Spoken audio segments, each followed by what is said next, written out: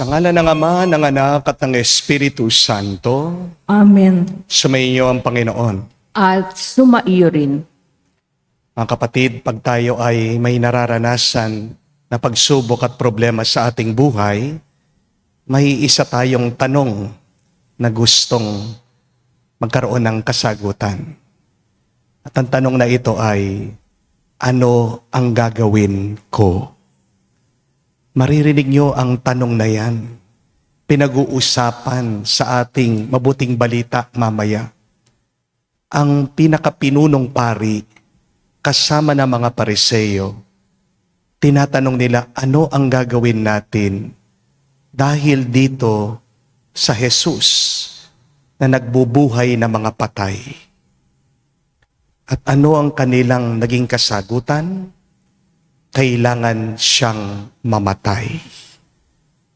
Mga kapatid, hindi dapat nating itanong kung anong kailangan nating gawin.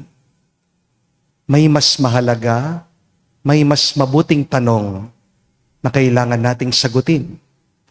Kung ano ang kagustuhan ng Diyos. Dahil kapag ginagawa mo ang iyong gusto at hindi ang kagustuhan ng Diyos, ikaw ay nagkakasala. Kaya mas lumalala ang iyong problema. Kaya lalo kang nagkakasakit. Kaya lalo kang napapagod kasi sinusundan mo lang ang iyong gusto at hindi ang kagustuhan ng Diyos. Hingin natin ito ng tawad, ng awa sa Panginoon. Sa mga pagkakataon na kung saan gumawa tayo ng desisyon pero hindi siya kasama. Hilingin natin muli na tayo'y patawarin sa ating mga pagkukulang para tayo ay makitang karapat dapat muli makatanggap sa mga banal na misteryo at sa pamagitan ng kanyang banal na katawan at dugo. Gumaling sana tayo sa ating sakit, ang ating pangangatawan, sa sakit ng ating mga puso at kaluluwa. Kaya sabihin natin, inaamin ko Sa makapangyarihang Diyos at sa inyo mga kapatid, na lubha akong nagkasala sa isip, sa salita, sa gawa, at sa aking pagkukulang. Kaya isinasamo ko sa mahal na Birheng Maria, sa lahat ng mga anghel at mga banal, at sa inyo mga kapatid, na ako'y ipanalangin sa Panginoong ating Diyos. kawan tayo na makapangyarihang Diyos, patawarin tayo sa ating mga kasalanan at patnubayan tayo sa buhay na walang hanggan. Amen. Panginoon, kaawaan mo kami. Panginoon, kaawaan mo kami. Kristo, kaawaan mo kami. Kristo, kaawaan mo kami. Panginoon, kaawaan mo kami. Panginoon, kaawaan mo kami. Manalangin tayo. Ama namin makapangyarihan, bagaman lagi mong ginaganap ang pagliligtas sa lahat, subalit ngayon higit mo itong kinukusang aming ikagalak. Tungayan mo kaming iyong mga hinirang upang ang iyong pagtulong at paglingap na maasahan ay siyang magpatatag sa mga kaanib ng iyong sambayanan at sa mga magiging kaanib at pagsapit ng pagkabuhay sa pamagitan ni Jesucristo kasama ng Espiritu Santo magpa sa walang hanggan. Amen.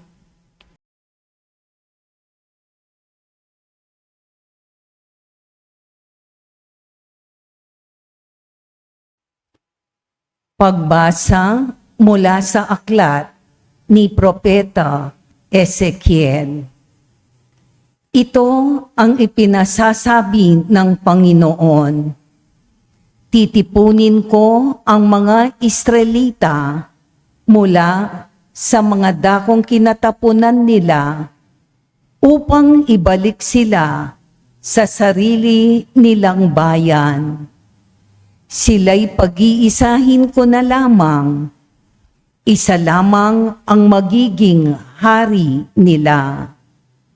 Hindi na sila mahahati. sila'y gagawin kong isa na lamang kaharian. Hindi na sila sasamba sa Diyos-Diyosan, ni gagawa ng kasuklam-suklam ng mga bagay o anumang paglabag. Hindi na sila tatalikod sa akin. Lilinisin ko sila. Sila ang magiging bayan ko at ako ang magiging Diyos nila. Isang tulad ng lingkod kong si David ang magiging hari nila. Susundin na nilang mabuti ang aking mga utos at tuntunin. Sila'y doon na maninirahan sa lupaing tinirahan ng kanilang mga ninuno, sa lupaing ibinigay ko kay Jacob. Sila at ang kanilang mga anak at magiging anak ng mga anak ay doon mananatili habang panahon. Isang haring tulad ni David na aking lingkod ang magiging pinuno nila magpakailanman. Gagawa ako ng isang tipan sa kanila. Ito ay tipan ng kapayapaan. Mamamalagi magpakailanman. Pagpapalain ko sila at pararamihin.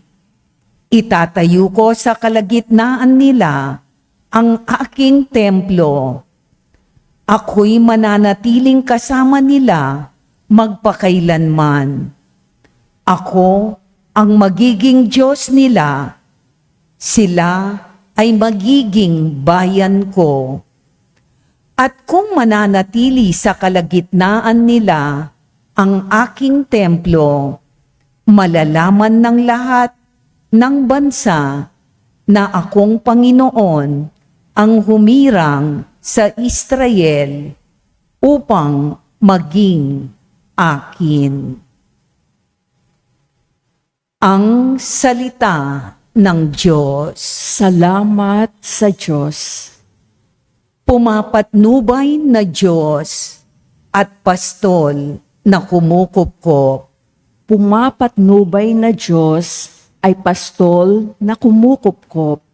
Mga bansa, pakinggan ninyo ang sabi ng poon at ipahayag ninyo sa malalayong lupain. Pinapangalat ko ang mga anak ni Israel, ngunit sila'y muli kong titipunin at aalagaan, gaya ng pagbabantay ng isang pastol sa kanyang mga tupa. Pumapatnubay na Diyos ay pastol na kumukupkop. Sapagkat tinubos ng poon ni Jacob at pinalaya sa kapangyarihan ng kaaway, na lubhang makapangyarihan at malakas. Aakyat silang nagsisigawan sa tuwa patungo sa bundok ng Siyon, tigib ng kaligayahan dahil sa pagpapala ng poon. Pumapatnubay na Diyos ay pastol na kumukupkop. Kung magkagayon, sasayaw sa katuwaan ang mga dalaga, makikigalak pati mga binata't matatanda. Ang kanilang dalamhati ay magiging tuwa. Papalitan ko ng kagalakan ang kanilang kalungkutan. Pumapatnubay na Diyos ay pastol na kumukupkop.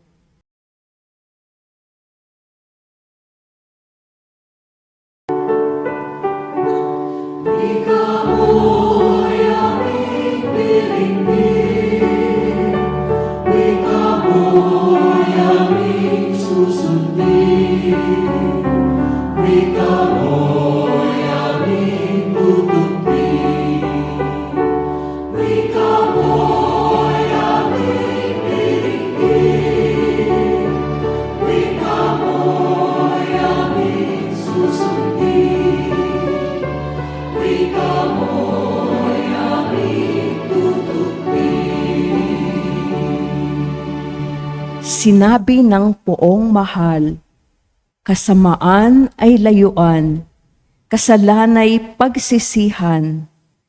Kayo ay magbagong buhay, magbalik loob na tunay, Sumainyo ang Panginoon. at sumaiyo rin. Ang mabuting balita ng Panginoon ayon kay San Juan. Papuri sa iyo, Panginoon.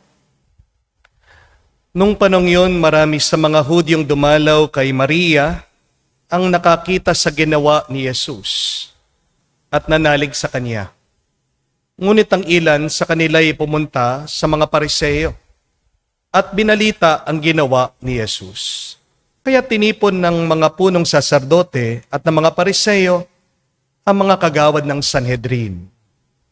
Ano ang gagawin natin? Wika nila. Gumagawa na maraming kababalaghan ng taong ito. Kung siya'y pababayaan natin, mananampalataya sa kanya ang lahat. Paririto ang mga Romano at wawasakin ng templo at ang ating bansa. Ngunit isa sa kanila, si Caiaphas, ang pinakapinunong saserdote noon, ang nagsabi ng ganito, ano ba kayo? Hindi ba ninyo naiisip na mas mabuti para sa atin ang isang tao lamang ang mamatay alang-alang sa bayan, sa halip na mapahamak ang buong bansa? Sinabi niya ito hindi sa ganang kanyang sarili lamang. Bilang pinakapinunong saserdote ng panahong iyon, hinulaan niyang mamamatay si Jesus dahil sa bansa. At hindi dahil sa bansang iyon lamang, kundi upang tipunin ang nagkawatak-watak na mga anak ng Diyos. Mula noon, binalangkas na nila kung paano nila ipapapatay si Jesus. Kaya't hindi na siya hayagang naglakad sa Judea. Sa halip siya'y nagpunta sa Ephraim, isang bayang malapit sa ilang, at doon siya nanirahang kasama ng kanyang mga alagad. Nalalapit na ang pista ng Paskwa, maraming tagalalawigang pumunta sa Jerusalem bago magpaskwa upang isagawa ang paglilinis ayon sa kautusan. Hindi nila nakita si Jesus sa templo, kaya't nagtatanungan sila, ano sa akala ninyo? Paririto kaya sa pista o hindi? Pinag-utos ng mga punong saserdote at ng mga Pariseo na ituro sa sino man nakakalam kung nasan si Jesus upang siya'y maipadakip nila. Mga kapatid, ang mabuting balita ng ating Panginoon. Pinupuri ka namin, Panginoong Hesukristo.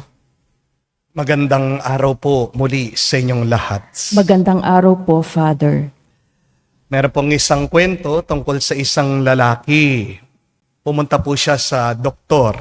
At sabi niya, siya'y nagrereklamo, Dok, parang ang buong katawan ko napakasakit. Hindi ko po alam kung anong problema ko, kung anong sakit ko. Tulungan niyo po ako, Dok, sabi nitong lalaki.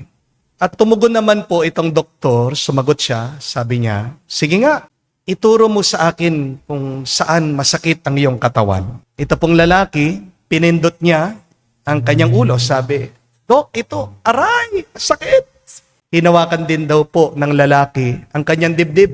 Dito din po, Dok, aray, sakit. Sabi ng lalaki. Hinawakan din daw po ng lalaki ang kanyang siko, pati po dito, sakit. Hinawakan din daw po ng lalaki yung kanyang tuhod.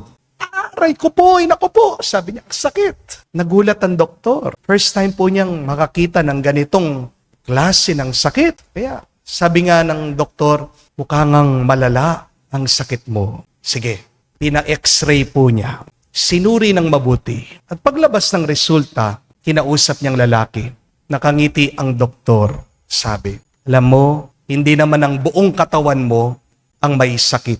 Ang problema sa iyo, yung daliri mo, pilay. Kaya kahit na anong hawakan mo sa iyong katawan, masakit. Dahil ang sakit mo lang, yung daliri mo. Mga kapatid, minsan ganyan tayo Akala natin, sira ang buong buhay mo. Inaakala mo, wala nang pag-asa. Ang naiisip mo, nakikita mo, lahat mali, masama ang nangyayari ngayon sa iyong buhay. Pero baka ang totoo, may isang sugat ka lang na hindi mo pinapagamot, na hindi mo pinapansin. Kaya hirap na hirap ka, kaya bigat na bigat ka, dahil sa isang maliit na problemang iyan. Amen? Isang pain, isang kasalanan, isang sama ng loob na pilit mong tinatago, isang maling pananaw. Pero dahil hindi mo inaayos, hindi mo tinutuwid, hindi mo sinasabi sa Diyos, hindi mo kinukumpisa, kaya lahat ng parte o bahagi sa iyong buhay nadadamay. Amen? Sa ating pong ebanghelyo ngayon, pagkatapos daw buhayin ni Jesus ang kanyang kaibigan, si Lazaro, napakaraming mga Hudyo, napakaraming mga tao nang naniniwala sa kanya. At nagpapanik daw, nag-aalala itong punong pari, mga Pariseo. Sabi nila, kapag hinayaan natin siya, maniniwala lahat ng mga tao sa kanya. Darating ang mga Romano, sisirain nila ang ating bansa. Kaya ano ang kanilang naging desisyon o solusyon? Patayin si Jesus. Mga kapatid, anong nangyari? Mali ang diagnosis. Kaya mali ang prescription. Akala nila si Jesus ang problema. Hindi po ba? Akala nila si Jesus ang magiging dahilan ng pagkawasak ng bansa nila. Pero ang totoo, hindi ang ating Panginoon ang problema. Ang problema ay ang kanilang kasalanan. Ang problema ay ang kanilang pride. Ang problema ay kanilang inggit. Ang problema ay yung takot nila na mawalan sila ng posisyon at kapangyarihan. Ayaw nilang aminin ito. Kapatid, tandaan niyo po, kapag mali ang tingin mo sa problema, magiging mali ang iyong tugon, magiging mali ang iyong sagot, magiging mali ang iyong solusyon. Amen? Di ba? Ganito din tayo madalas. Mali ang paghuhusga natin sa mga nangyayari sa ating buhay, sa mga pinagdadaanan nating karanasan, sa ating mga relasyon. Kala natin, siyang problema. Kaya ang solusyon natin, iwan, iwasan, layuan. Pero baka ang totoo, ikaw ang may sugat sa iyong pagtitiwala. Maybe the problem is you have a trust issue. Di po ba? Baka ikaw ang may problema, meron kang pride. Ayaw mong aminin ang iyong pagkakamali. Ayaw mong magpakumbaba. Bakit ka nai-stress? Nai-stress ka, iniisip mo, ang dami-dami mong problema. Gusto mong kontrolin ang lahat. Pero baka ang totoo, merong mga bagay na dapat mong bitawan at i-let go. Amen? Understand this, my dear friends. Stress comes when you try to manage your situation. But we should not manage our circumstances. We should rather create a beautiful life. Ang stress, nagmumula po yan sa pagnanais mo na ang lahat ng bagay ay sumunod sa iyong kagustuhan. Kaya nai-stress ka, napapagod ka. Kasi nakalimutan mo na sumunod sa kagustuhan ng Diyos. Amen? Our problems, our pains, our struggles comes from the fact that we want everything to follow our own will and not the will of God. Dahil kapag ginagawa mo ang gusto mo at hindi ang kagustuhan ng Diyos, wala kang grasya o biyaya na matatanggap para palakasin ka. But remember, when you do what God wants, when you follow God's will, provisions will always accompany you. His grace will always complete you. Sa pamilya mo, baka akala mo ang may problema, yung kapatid mo, yung magulang mo, yung biyenan mo, yung anak mo. Pero baka ang totoo, ikaw talaga ang may problema. Ayaw mo lang aminin ito. Meron pong pumunta dito, isang matandang lalaki. Siya po ay nagmano sa akin. Nag-open up siya ng kanyang problema. Nirereklamo po niya yung kanyang anak na babae. Pinapabayaan daw po siya. Palagi daw po siyang pinapagalitan. Inaabuso daw po siya. Wala na daw pong galang sa kanya. Kaya itong matandang lalaki, lumayas po. Gusto po niya makitulog, tumira dito po sa parokya, sa kumbento. Nag-aalala po ako para dito sa matanda. Kaya tinanong ko po yung cellphone number ng kanyang anak. Tinawagan ko po siya. At nung pagkarinig po nitong kanyang anak sa boses ko, tuwang-tuwa. Kilala ako, sabi, Father, ikaw ba yan? Palagi kitang pinanunood. Alam ko po yung boses nyo. At nagtanong po itong kanyang anak, kumusta na po si tatay? Sabi po niya, bibisitahin kayo. At sabi ko, ito po, naglalayas yung tatay niyo. Sabi po kasi ng tatay niyo, inaabuso niyo siya, sinasaktan niyo siya, sinisigawan niyo, hindi niyo daw siya ginagalang. At natawa po itong kanyang anak, sabi, Father, kanina pa lang pong umaga, binili ko po yan ng Jollibee. Nag-almusal pa lang po, nagpaalam po sa akin na pupuntahan kayo. Hindi ko naman po alam na meron pala siyang ganyan na nararamdaman. Pero, Father, inaalagaan po namin ng mabuti yan. Tinignan ko po ng masama yung matanda, yung muko, halata, nagsisinungaling. Di po ba? Kaya sabi ko po doon sa kanyang anak, sige po, pauuwiin ko na po. At sabi ko po, Tay, sino po ang nagsasabi ng totoo? Sino po nagsisinungaling? Sabi ng matanda, Father, sorry ha, uuwi na po ako. Pagpasensya nyo na pong ibang matatanda. Minsan KSP. Amen? Pero kapag KSP na yan, alam niyang problema. Parang mga sanggol yan eh. Dagdagan niyo pa yung inyong pag-aalaga, yung inyong pagkakalinga sa kanila. Because when you grow old, sometimes you feel lonely. Amen? My dear friends, before you blame others, please try to look at yourself. Ask yourself the question, what is my problem? What is wrong in my life now? Sa buhay spiritual, minsan, inaakala natin malayo ang Diyos sa atin. Hindi natin siya nararamdaman. Niisip ng iba sa inyo, kinalimutan sila ng Panginoon diyan sa gitna ng kanilang mga pagsubok. Kaya meron naman mga iba, tumitigil sa pagsisimba, tumitigil sa pagdarasal. Pero baka ang totoo, ikaw ang lumayo sa Diyos dahil sa mga kasalanan mo. Baka ikaw ang lumayo sa Diyos dahil sa kataasan ng iyong loob. Dahil meron ka sariling expectation, meron ka sariling plano. Hindi mo sinusundan ang plano at ang pangarap ng Diyos. Mga kapatid, mag-ingat po tayo. Baka pinapatay din natin si Jesus sa ating buhay. Baka nakakamukha na natin ang ugali ng mga Pariseo, ng mga Hudyo. Tandaan natin, hindi ang Diyos ang problema. Kundi ang Diyos ang solusyon sa anumang problema at pagsubok natin sa buhay. Amen? Tanungin natin ang ating mga sarili. Ano ba talaga ang sugat ng aking buhay? Ano ang pilay ng aking puso? Ano ba ang kailangan kong ipagamot sa Diyos? Kasi hanggat hindi mo pinapagamot ang tunay na sugat mo, hindi lang ang iyong katawan ang magkakaroon ng sakit, pati ang iyong isip, pati ang iyong kaluluwa.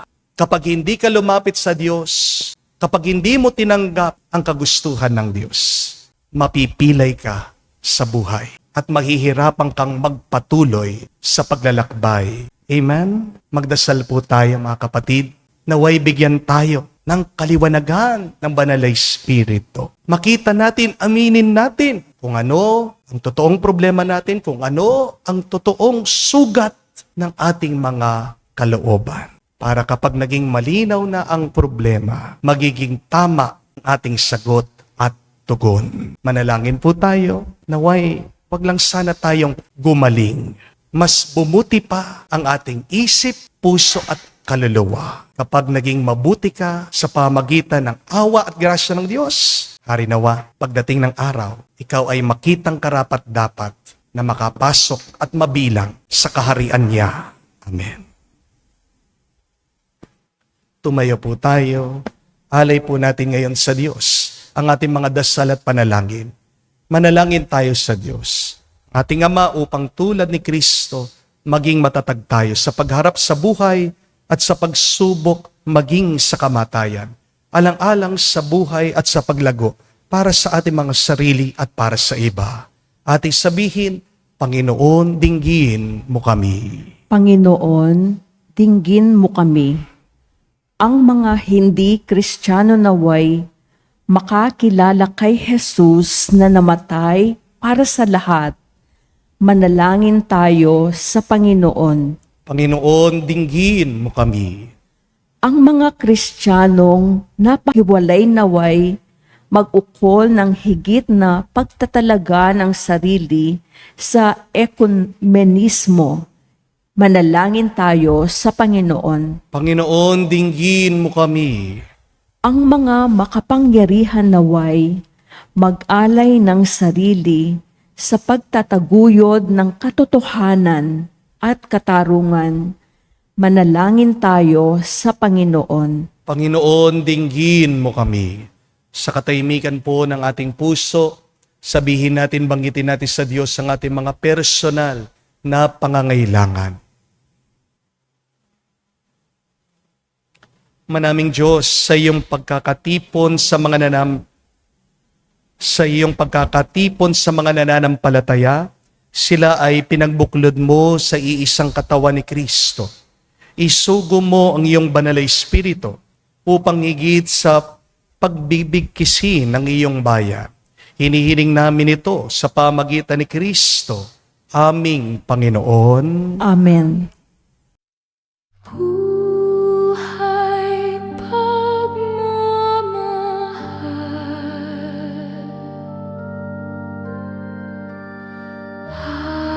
alak at tinapay, sana'y tanggapin mo, amang mapagmahal,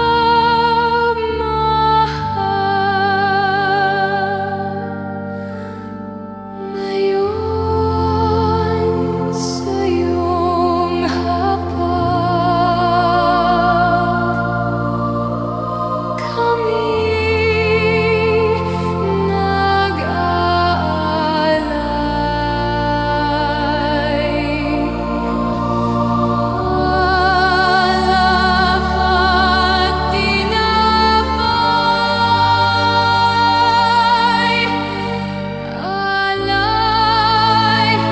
ng iyong bayan. Buhay pagmamahal, alak at tinapay, sana'y tanggapin mo, amang mapagmahal. Manalangin kayo mga kapatid, para ang ating mga paghahain ay kalugdan ng Diyos, amang makapangyarihan. Tanggapin nawa ng Panginoon itong paghahain sa iyong mga kamay, sa kapurihan niya at karangalan, sa ating kapakinabangan at sa buong sambayanan niyang banal. Ama naming lumikha, kami iyong dinudulutan ng walang hanggang buhay sa pagpapahayag namin ng pagsampalataya sa iyong ngalan.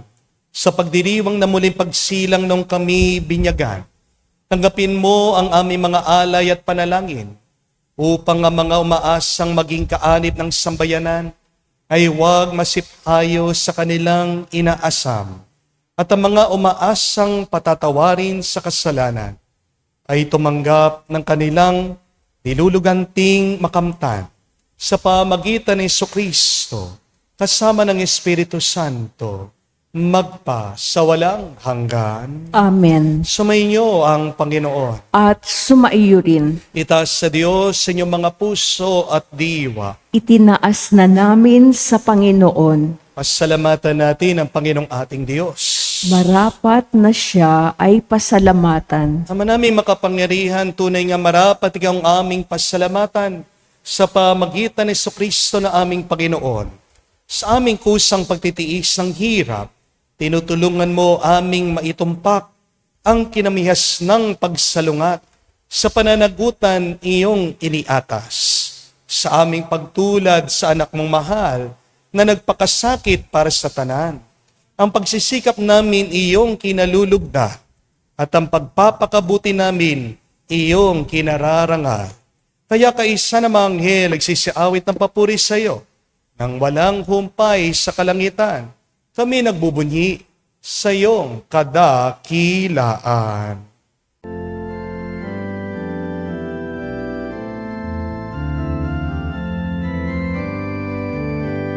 Santo, Santo, Santo, Panginoon Diyos ng mga hukbo, napupuno ang langit at lupa ng kadakilaan mo. Hosana, Hosana, sa kaitaasan, pinagpalang na paririto sa ngalan ng Panginoon. Hosana, Hosana, sa kaitaasan. Hosana, Hosana, sa kaitaasan.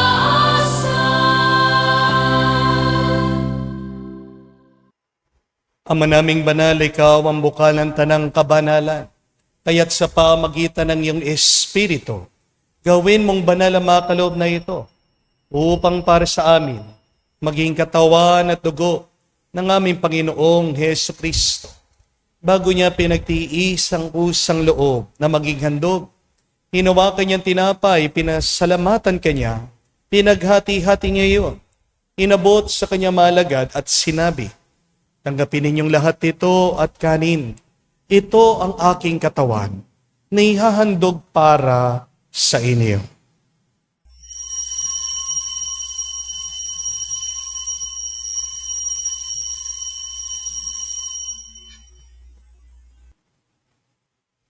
Gayon din naman na matapos ang hapunan, hinawakan niyang kalis. Muli kanyang pinasalamatan. Nabot niya ang kalis sa kanya malagad at sinabi, tanggapin ninyong lahat ito at inumin. Ito ang kalis ng aking dugo, ng bago at walang hanggan tipan.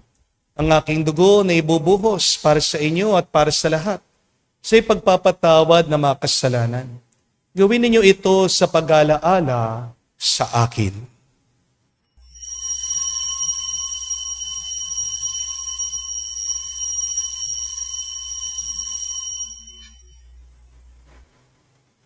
Ang misteryo ng pananampalataya.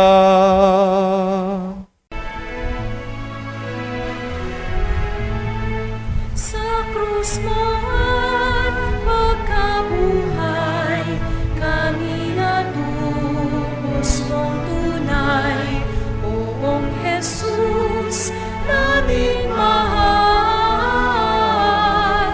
iligtas mo kaming tanan, ngayon at magpakailanman. Ama, ginagawa namin ngayon ang pag-alaala sa pagkamatay muling pagkabuhay ng iyong anak. Kaya tinialay namin sa iyong tinapay nagbibigay buhay at ang kalis na nagkakaloob ng kaligtasan. Kami nagpapasalamat dahil kami iyong minarapat na tumayo sa harap mo para maglingkod sa iyo. Sinasamo namin kami magsalo-salo sa katawan at dugo ni Kristo ay mabuklod sa pagkakaisa sa pamagitan ng Espiritu Santo. Amalingapin mong iyong simbahan, laganap sa buong daigdig, puspusin mo kami sa pag-ibig. Kaisa ni Leon ang aming Santo Papa, si Florentino aming Arsobispo at ng Tanang Kaparian. Alalahanin mo rin ang aming mga kapatid na nahimlay. May pag-asang sila'y muling mabubuhay. Gayon din naman lahat ng mga pumanaw. Kawan mo't sila't patuloyin sa iyong kaliwanagan. Kaawaan mo at pagindapatin kaming lahat, makasalos sa iyong buhay na walang wakas. Kaisa na mahal na Birhen Maria, Ina ng Diyos. Kaisa ni San Jose, ang kanyang malwalhating esposo. Kaisa ng mga apostol at lahat ng mga banal na namuhay dito sa daigdig na kalugod-lugod sa iyo.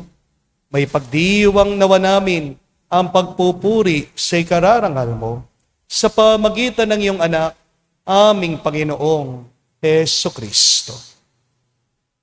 Sa pamamagitan ni Kristo, kasama niya at sa Kanya, ang lahat ng parangal at papuri ay sa iyo, Diyos Ama, makapangyarihan, kasama ng Espiritu Santo, magpasawalang hanggan.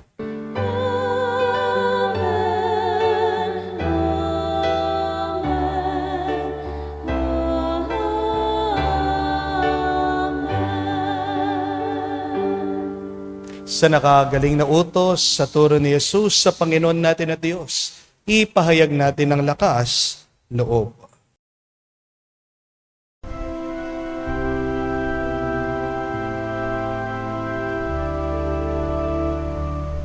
Ama namin, sumasalangit ka, sambahin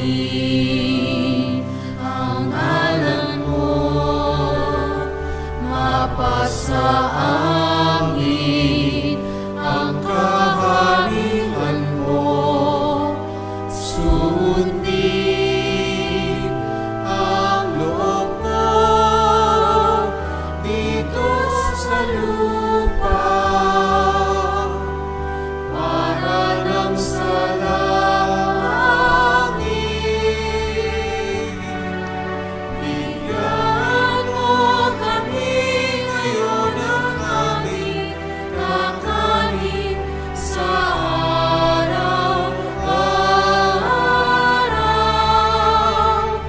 at patawarin mo kami sa aming mga sala para ng pagpapatawad namin sa nagkakasala sa amin. At huwag mo kaming ipahintulot sa tukso, at iadya mo kami sa lahat ng masama. Hinihiling namin kami adya sa lahat ng masama, pagkalooban ng kapayapaan araw-araw, ligtas sa kasalanan, ilayo sa lahat ng kapahamakan, samantalang aming pinanabikan ang dakilang araw ng pagpapahayag ng tagapagligtas naming si Jesucristo. Sapagkat iyo ang kaharian at ang kapangyarihan at ang kapurihan magpakailanman. Amen. Panginoong Jesucristo, sinabi mo sa mga apostol, kapayapaan ang iniiwan ko sa inyo. Ang aking kapayapaan, binibigay ko sa inyo. Tungayan mo ang aming pananampalataya at huwag ang aming pagkakasala. Pagkalooban mo kami ng kapayapaan at pagkakaisa ayon sa iyong kalooban. Kasama ng Espiritu Santo, magpa sa walang hanggan. Amen. Kapayapaan ng Panginoon ay laging sumainyo. At sumaiyo rin. Magbigayan po tayo ng kapayapaan sa bawat isa. Peace with you po. Kapayapaan po sa inyong lahat.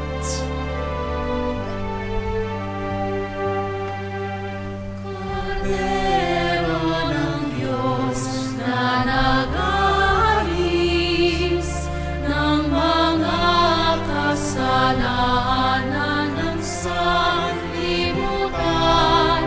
maawa ka sa amin, maawa ka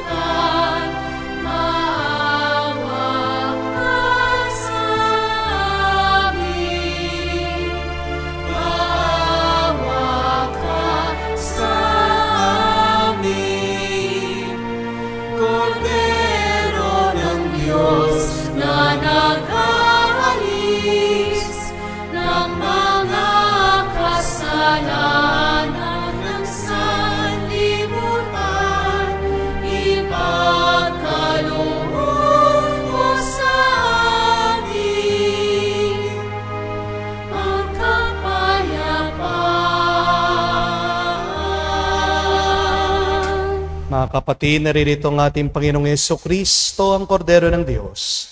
Siya nag-aalis sa mga kasalanan ng sanlibutan. Mapalad tayong lumalapit sa piging ng Kordero.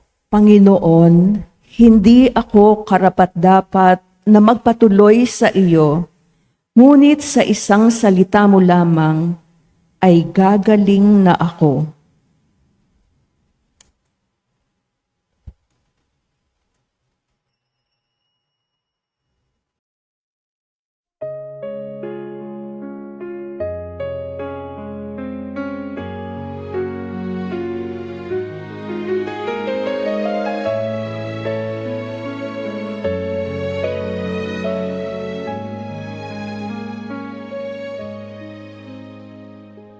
Stay with me, Lord, that I never forget you. Stay with me, Lord, because I am weak. Stay with me, Lord, for you are my life. Stay with me, Lord, for you are my Light. Oh, how I need you, my Jesus, in this night of exile. Stay with me, my Jesus, in the breaking of the bread, the light which disperses all darkness, the force that sustains me, the unique joy of my heart.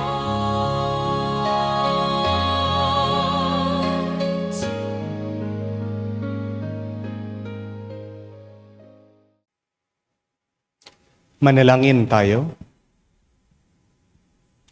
Ama namin mapagmahal, kami yung pinagpagsalo sa katawan at dugo ng anak mo ay maging hindi nawa naiiba sa Kanya.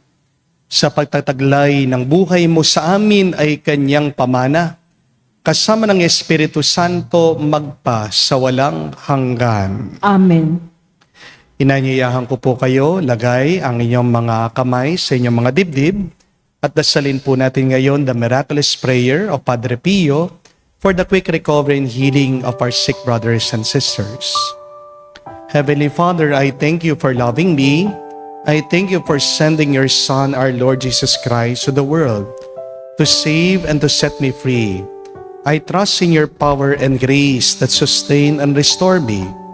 Loving Father, touch me now with your healing hands. For I believe that your will is for me to be well in mind, body, soul, and spirit. Cover me with the most precious blood of your Son, our Lord Jesus Christ, from the top of my head to the soles of my feet. Cast out anything that should not be in me. Root out any unhealthy and abnormal cells. Open any blocked arteries or veins and rebuild and replenish any damaged areas. Remove all inflammation, cleanse any infection by the power of Jesus' precious blood. Let the fire of your healing love pass through my entire body to heal and to make new any disease areas, so that my body will function the way you created it to function. Touch also my mind and my emotion, even the deepest recesses of my heart. Saturate my entire being with your presence, love, joy, and peace, and draw me ever closer to you every moment of my life. And Father, fill me with your Holy Spirit and empower me to do your works so that my life will bring glory and honor to your holy name. I ask this in the name of Jesus Christ, our Lord. Amen. We ask the intercession of our Blessed Mother Mary for healing for the sick brothers and sisters. Hail Mary, full of grace, the Lord is with you. Blessed are you among women, and blessed is the fruit of your womb, Jesus. Holy Mary, Mother of God, pray for us sinners, now and at the hour of our death. Amen. Padre Pio Petralcina, Pray for us. Muli po, kami nagpapasalamat sa inyong lahat, mga online mass goers natin, sa inyong araw-araw at walang sawang suporta at pagsisimba sa ating online mass. At sa ating po mga bisita ngayon, maraming salamat din po sa inyong physical na pakikisama, pakikisa sa ating banal na misa. Palakpakan po natin ang bawat isa dito. Thank you very much po. Konting paalaala lang po na sa susunod po na Sabado, April 4, because it is Black Saturday, wala muna po tayong healing mass. So ito lang po ang Sabado na wala tayong healing mass. Okay? Kung kayo po ay pupunta dito, maaaring makikita niyo po ako, bibisita kayo sa Black Saturday, but pinapaalala ko po, wala tayong healing mass noon. Dahil po mag-umpisang Holy Thursday, mag-uumpisa po ang tinatawag nating Paschal Triduum. It is a long liturgy. No? Isa pong mahabang selebrasyon yan. Napuputol po ng 3 araw. Holy Thursday, the Good Friday, and then yung culmination po niya, pinakataluktok ay yung ating Sabado de Gloria. Yung pong Vigil Mass. Ya doon po sa umaga, kung kayo man po ay magbibisita iglesia, don't expect to find any healing mass on April 4. But I can meet you, nandito po ako, I can bless you, pero pasensya na po, because it is a whole liturgy, wala muna pong healing mass. Pagkatapos po ng April 4 na yon, doon po yung ating healing mass. Okay? So muli po sa inyong lahat, maraming salamat po. Magandang pagmunihan po ngayong paparating na ang mahal na araw. Ano ba ang problema ko? Sa psychology po, meron silang tinatawag na personality disorder. Ano pong ibig sabihin nito? Merong mga tao, ang sa isip nila, wala silang problema. Ang problema ay ang ibang tao. May personality disorder ka. May sira ang iyong pag-uugali, ang iyong pagkatao. Kapag nakikita mo ang ibang tao, silang problema, sila talaga ang dahilan bakit nagiging malungkot ka, bakit miserable ka. Before you point to other people, please look inside of yourself. Baka meron kang maliit na problema at yan ay kumakalat, nasisira lahat ng iyong plano, ng iyong kaligayahan, ang iyong kapayapaan. And if you really want to find the answer, go back to God. The question is, what does God want you to do? Ang tatanungin, anong kailangan kong gawin? Napakaraming krisis po ngayon. Meron ka din personal na krisis sa iyong buhay. But as we travel, as we face these different struggles or crises in our life, the most important question is, Lord, what do you want me to do? God, what is your will? Dahil kapag ang Diyos ang iyong sinusundan, maaaring mahirap ang buhay, pero palagi meron siyang grasya na ipagkakaloob sa iyo. When you follow God's desire, graces, blessings, provisions will abide in you.